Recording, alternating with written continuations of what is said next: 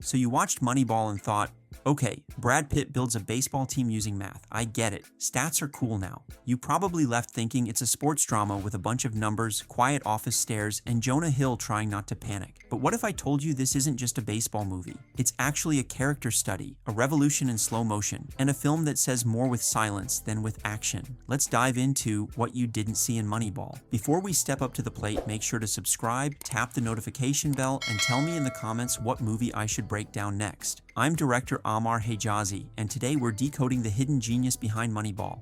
One trade, one stat, one stare at a time. Let's talk visuals. You'd expect a baseball movie to be filled with action, crowds, and slow-mo home runs, right? Not Moneyball. Cinematographer Wally Pfister flips the script. This movie lives in quiet corners, fluorescent lights, and windowless rooms. The camera isn't chasing the game, it's watching the people behind it. A lot of shots are static, wide, and deliberately mundane. But that's the genius. It reflects the system Billy Beane is fighting. Boring, outdated, stuck. Even in scenes with movement, like in the gym or locker rooms, the framing keeps Brad Pitt's character Billy isolated. He's in the middle of the game, but always watching from the outside. Oh, and let's not ignore the use of actual game footage. The grainy, real-life clips blend with the film seamlessly, grounding this revolution in reality. It feels less like a sports movie, more like a docudrama with soul. Moneyball was co-written by Aaron Sorkin and Steven Zaillian, which means the dialogue is snappy, but also restrained. This isn't the West Wing with baseballs. It's smart, but patient. Every line has a rhythm, and when people talk numbers, it's not just exposition, it's persuasion. Notice how Billy repeats the phrase, adapt or die.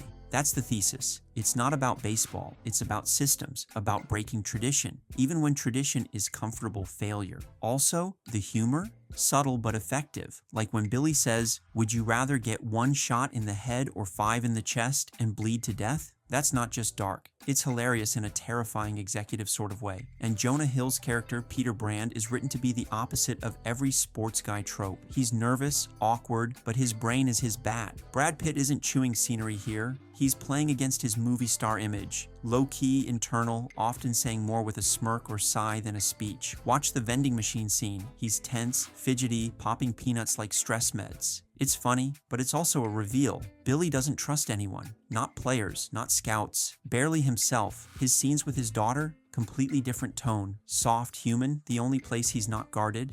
And that final song she sings, that's not just sweet. It destroys you, because it's his true win.